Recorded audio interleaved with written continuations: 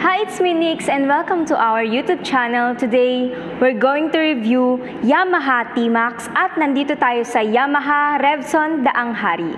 Ito nga pala, itong Revson natin is may makita tayong mga big bikes and service parts, so lahat to. So visit lang kayo to know more about. And na-review na nga natin yung NMAX, yung XMAX at ngayon naman, re-reviewin natin yung ating T-Max. Actually, it's expressway legal na to sa daan. So, kahit saan kayo pumunta. Yamaha T-Max 562cc, 47 horsepower, 15 liters. Our bore stroke is 70 mm by 73 mm. Compression ratio 10.9/1.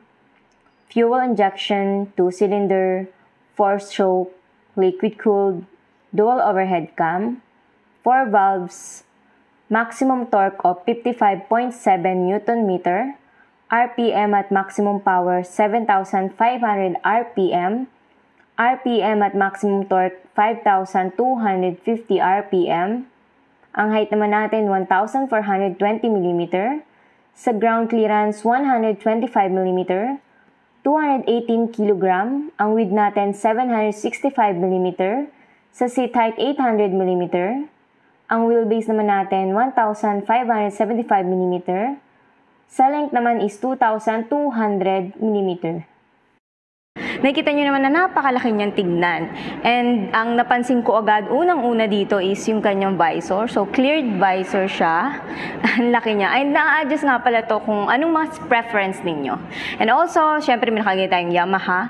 And ang nakikita ko dito in person is may glittering siya dito. Just comment down below kung ano na lang yung pinaka-exact kulay niya. And syempre sa ating headlight is naka-LED light na tayo dito. Integrated na rin yung ating turning signal light. So, yan, mapapansin niyo. May patusok siya dito. Yun yung pinaka nagbigay angas dito sa ating T-Max na 560cc. And what else? So, itong ating front suspension is naka-upside down na. So, makikita niyo napakalaki yung ating suspension dito. And even may reflector na tayo dito. So, added visibility sa gabi. So, just comment down below again kung anong kulay ng ating mags. Kasi sa nakikita ko is color blue siya. So, naka-dual disc brake na rin tayo dito. And also, sa atin namang tire size is 120 by 70 by 15. So, naka-tubeless na nga tayo dito. Sabi ko naka-dual disc brake. And syempre, may ABS na tayo. Anti-braking system. Anti-lock braking system rather. And tungo naman tayo dito sa ating side mirror. So yung ating side mirror is adjustable side mirror na nga tayo dito. Pagdating naman dito sa ating panel dito sa ating dashboard. So, it's adjustable na rin. Yung kanyang brake is adjustable na din. Adjustable brake. So, may kita kanyang number dito, 5 hanggang 5. And sa mga switches naman natin is may kill switch tayo dito. Yung mode natin nandito na rin. So, yung hazard. And also, pagdating sa ating high and low beam passing light, nandito. Yung turning signal light natin, yung horn, is nandito na din. So, what else? So, keyless na nga pala tayo dito. So, yung kinagandahan niya. And may mapapansin tayo dito, seats and lock.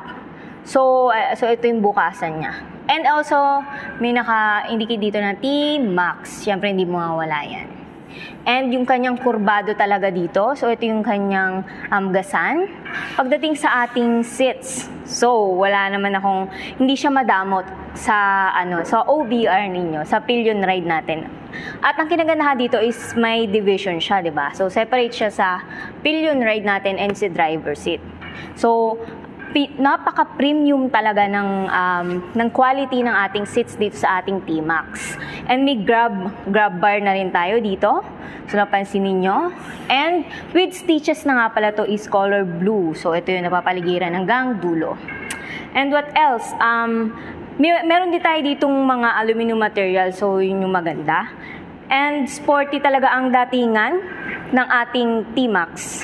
So, expressway legal na nga to. So, yun yung maganda. Sa mga other na review ko, sa is hindi pa. So, ito yung kinaibahan ng ating T-Max.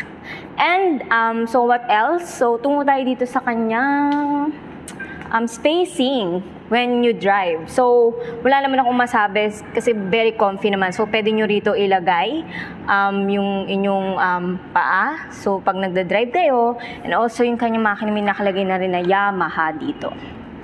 And, ito yung napansin ko pala sa ating dito sa ating exhaust. So, sporty yung datingan niya and may glossy black na rin tayo dito. And may heat guard na rin tayo, syempre, protection yan. And twin parallel na pala siya dito. So, wala naman akong masabi when it comes sa mga sa makina niya, sa performance. Kasi nga, expressway legal. So, maganda ang performance nito kasi 560cc. And, ano pa ba? Ano pa bang meron dito? So, yung ating panel pala is digital na. Meron tayong 7 TFT screen display panel dito sa ating T-Max. So, ayan siya. And, nabubuksan nga pala to. Actually, kasya dito ang full face helmet and kahit half. So, ang maganda dito kasi yung compartment niya is malaki. So, pwede nyo siyang lagyan ng mga important things ninyo. So, how about here? So, meron din tayo dito nakalagay na T-Max. So, color blue rin yan. So, maganda yung pagka-emblem niya rito. And pagdating dito sa ating rear end, so, pakita ko sa inyo yung rear end natin. So, meron siya ditong design dito sa kanyang ilaw. Sa taillight niya is T-shaped design. Diba? Nakita nyo? Siyempre, integrated pa rin yung ating turning signal light dito. So, meron din tayo ditong ilaw para sa plaque natin, sa plaka, para makita. Siyempre, reflector and added visibility sa gabi din.